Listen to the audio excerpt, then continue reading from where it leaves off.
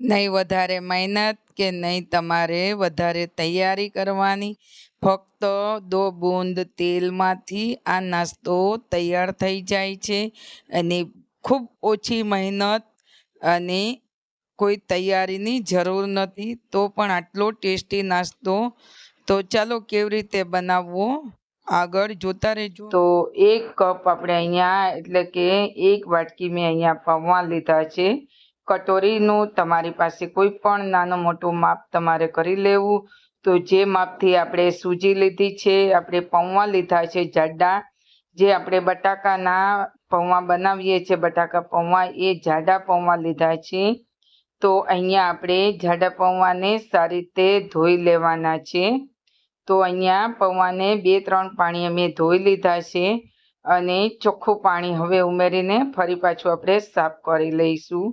તો અહીંયા જોઈ શકો છો તો મેં પૌવાને સાફ કરી લીધા છે. તો આ રીતે પાણી તમે જોઈ શકો છો. આ રીતે પૌવાને આપણે ધોઈ લેવાના છે 2-3 પાણી. અને હવે આપણે પૌવાને એક વાસણમાં લઈ લઈશું. જે પૌવા ભરીને લીધા હતા એ જ વાટકી આપણે સૂજી ભરીને લેવાની છે.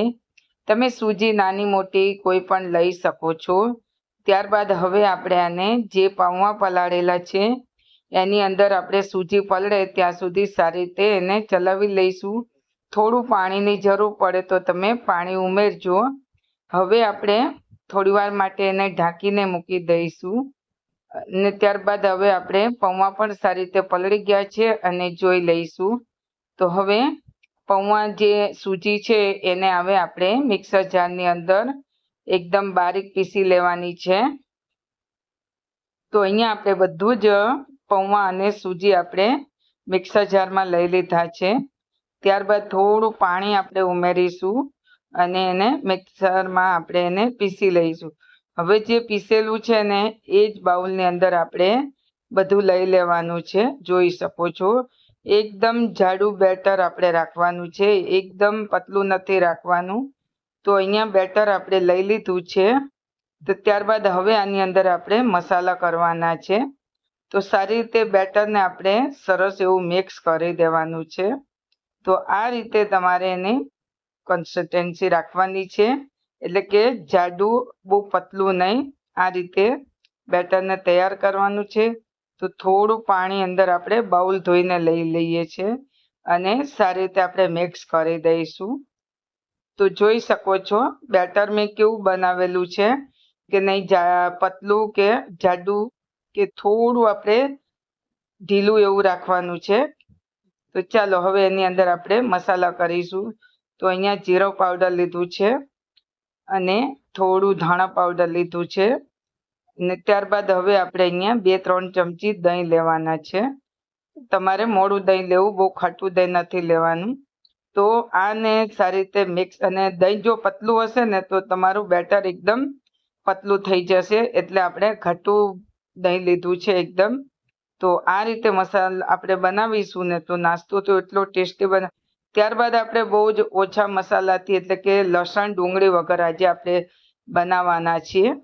તો હવે આપણો જે ટામેટા અને કેપ્સિકમ અને લીલા ધાણા, ઓછા મસાલાથી પણ આ નાસ્તો એટલો તૈયાર થઈ જાય છે ને, તો પણ ખૂબ સરસ લાગે છે. તો ચાલો હવે આને આપણે મીઠું સ્વાદ અનુસાર ઉમેરી દઈશું. ત્યારબાદ આપણે હવે કેપ્સિકમ ટામેટા બધું મિક્સ કરી સારી રીતે મિશ્રણને ચલાવી દઈશું. તમે જોઈ શકો છો એકદમ ઘટ આપણે એવું બેટર રાખેલું છે. તો આ બેટરને આપણે જ્યારે નાસ્તો બનાવીશું એ નાસ્તો આપણે એને તમે ફ્રાય કરીને તળીને પણ બનાવી શકો છો, પણ અહીંયા આપણે એને ફ્રાય નથી કરવાનું. તો અહીંયા મેં આ જાળી લઈ લીધી છે, આપણી ઢોકળાની થાળી. એની ઉપર થોડું આપણે તેલ લગાવી દઈશું અને તૈયાર થયેલું આપણે બેટરને લઈ લઈશું અને એક ચમચો ભરીને આપણે એને ફેલાવવાનું નથી, ફક્ત આપણે એને હલકા હાથે થોડું એને આ રીતે તમારે થોડું સ્પ્રેડ કરી દેવું હલકા હાથે. અને ઉપર પછી તમારે કોઈ પણ મસાલો છે તો એનો છંટકાવ કરી શકો છો, પણ મેં અહીંયા અત્યારે લાલ મરચાંનો છંટકાવ કરેલો છે. તો આને હવે ફરતા 5 મિનિટ નહીં લાગે. તો જોઈ શકો છો નાસ્તો એટલો સરસ રેડી થઈ ગયો છે. તો હવે એને આપણે આ રીતે ગરમા ગરમ તમે એને પલટશો ને તો ગરમા ગરમ નહીં પલટે. હવે આને આ જાળીને આપણે થોડી વાર માટે બહાર કાઢી લઈશું. તો અહીંયા મેં હવે સાણસીથી આપણે બહાર કાઢીશું અને આપણી જે ઢોકળિયું છે ને એમાં પાણી રહેવા દેવાનું છે.